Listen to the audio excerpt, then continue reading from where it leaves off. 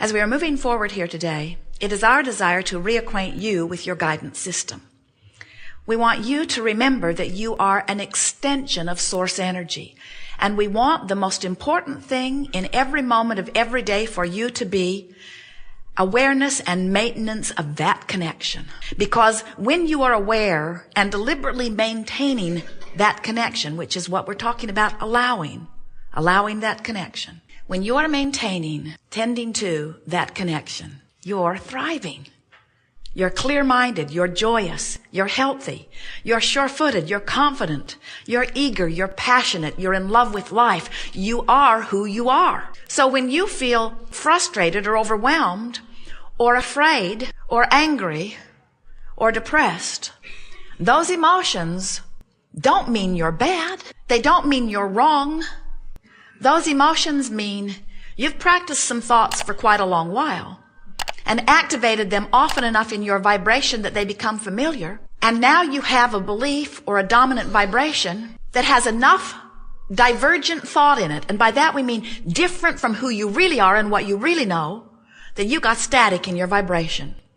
So you're pinching off your connection to the well-being that is flowing to you that you just can't hear. It's like electricity flowing through the walls of your house, but if you don't plug into it, your toaster doesn't work. And if you don't find a way of connecting to the source energy that is flowing to you at all times in a predominant, dominant way, then you are doing less than thriving. And it is your intention and your legacy and your right to thrive. You knew when you came into these bodies that there would be plenty of things, plenty of variety, a smorgasbord on all topics for you to choose from. And you knew that you would be looking around and that you would be discerning your own personal preferences. But your plan was then, and still is, to look around until you figured out what it was you preferred, and then your plan was to give your undivided attention to what you prefer, because you understood that that's the way you train your vibrational alignment with what you prefer. And when you do that, it comes to you.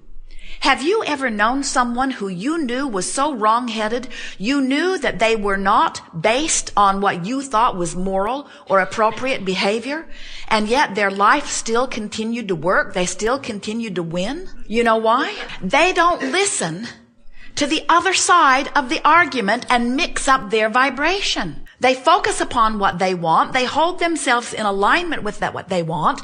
They send only one signal about what they want, and the universe delivers to them what they want. And it doesn't matter how many others stand back and claim injustice, unfairness, foul play, inappropriate. The law of attraction always answers your vibration.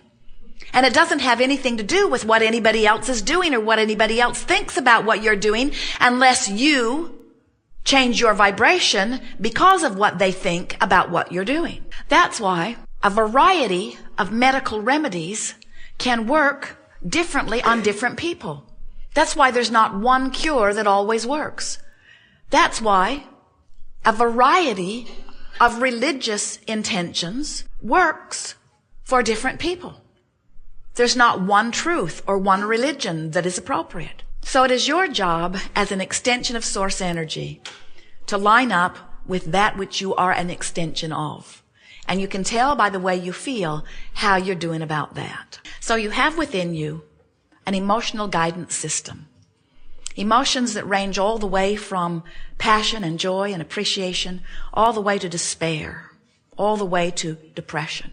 We want you to feel with us for just a moment that no matter what name you give or label you give these emotions, there is passion and appreciation and love and joy and knowing. There is believing.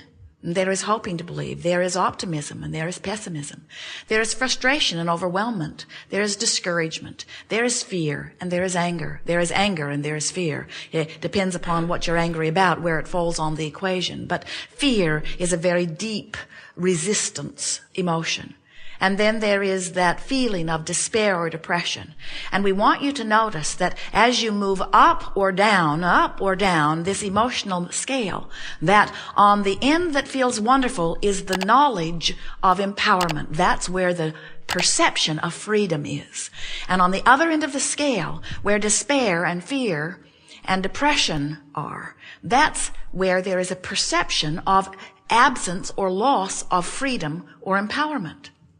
When you feel an emotion like fear, can't you feel that in that fear there is the perception of powerlessness? We really want you to notice that that's what emotions are about. You are empowered beings, but when you perceive that you have not power, then you begin to feel fear.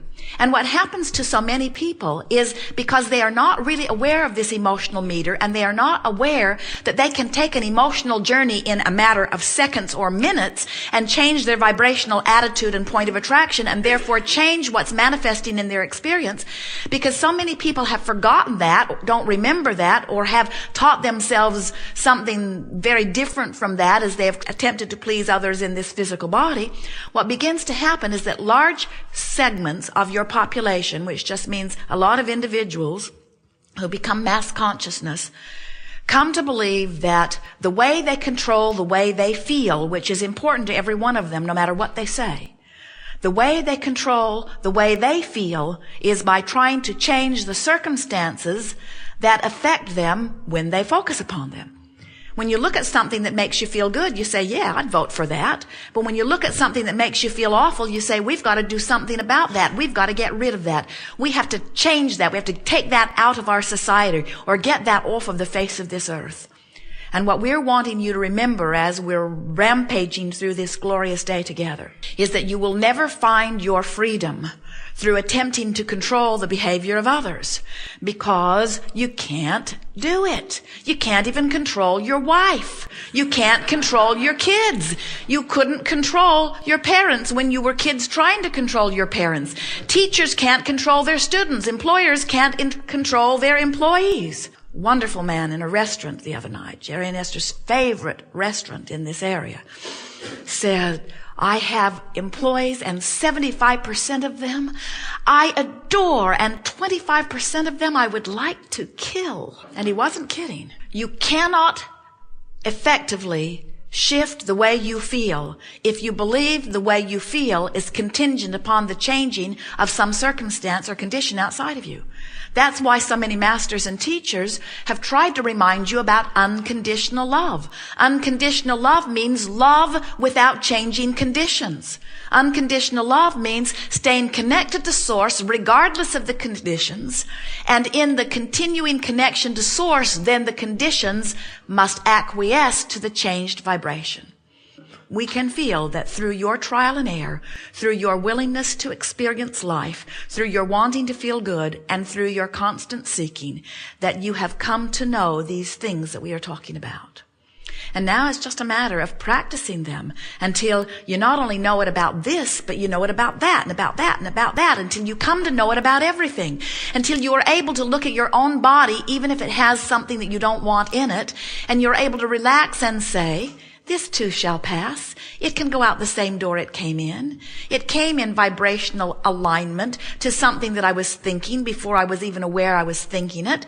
And now I have changed the rhythm of my thought, and now I'm reaching for thoughts that consistently feel good to me on a myriad of subjects.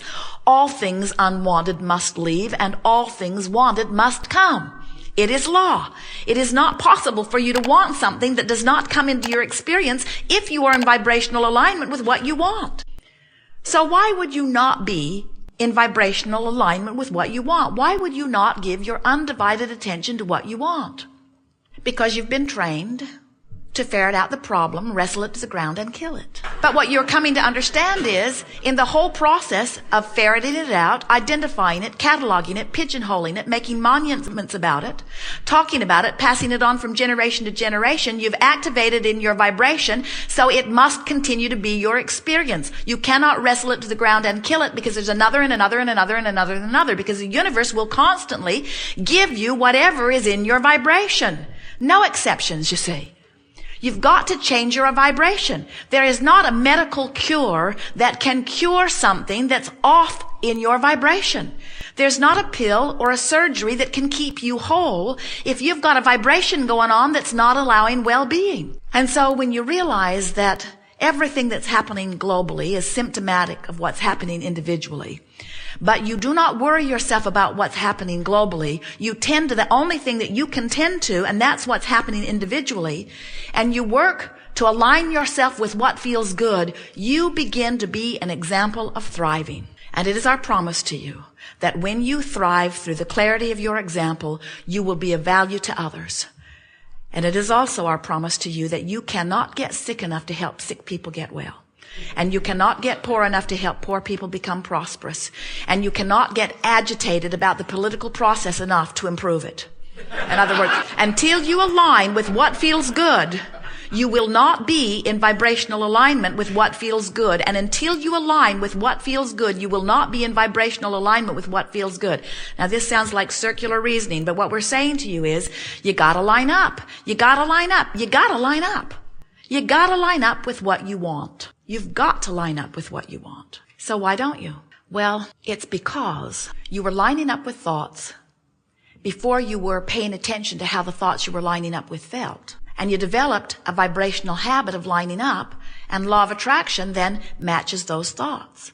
Someone said to us the other day, Abraham, it feels like my thoughts are thinking me. Doesn't feel like I have control of what I'm thinking. I wake up and there they are. I try to change the subject, but there they are. And we say, well, don't despair. You've just got some thoughts activated, and we know we want to give you the benefit of the doubt. We want you to give yourself the benefit of the doubt. We want you to help let yourself off the hook by saying, law of attraction is really bringing these thoughts in that I've been thinking. But now a wonderful thing has happened. Now I have visceral awareness, emotional awareness that this thought is not beneficial to my experience. I can tell by the way it feels. So when I criticize myself, that's not good for me. When I criticize you, that's not good for me. When I find fault with me, that's not good for me. When I find fault with you, that's not good for me. When I worry, that's not good for me. When I worry, I'm actually negatively creating. When I worry, that means what I'm worried about is in the process of becoming. Friends will say, but Abraham, how can I not worry about this fact? And how can I not give this fact, this truth, this evidence my attention? And we say, think about what you're saying. You're saying somebody else who didn't want that, gave it their attention, gave it a lot of their attention, achieved vibrational alignment with it, attracted it into their experience, and because they did that, then you should too? If we were standing in your physical shoes, we'd be very particular about what we give our attention to. But we wouldn't go about it by monitoring thoughts.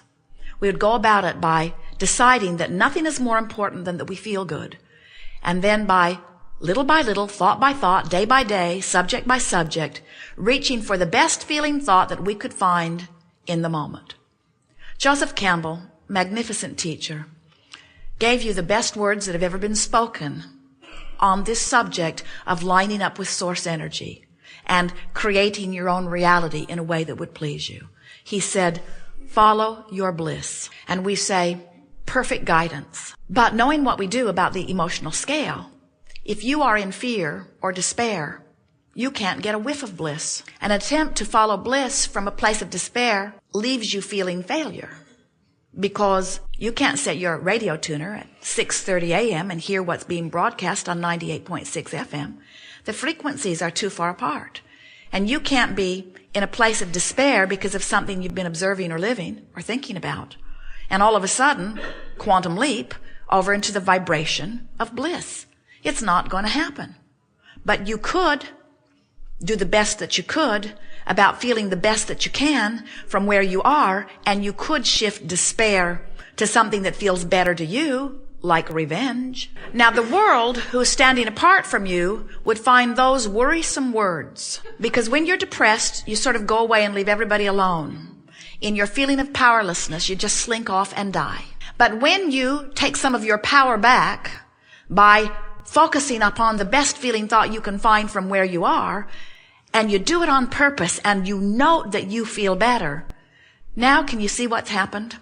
You have taken the only thing that was ever wrong to begin with, which was your perception of loss of power, and you've done something about it, and you've restored to yourself a sensation of power, and the gloom, the depression, is beginning to lift. Now, do not misunderstand. If you were overwhelmed and frustrated, or even really tiptoeing into thoughts of anger about something, We would not be coaching you into rage or revenge. It's going the wrong way on the emotional scale.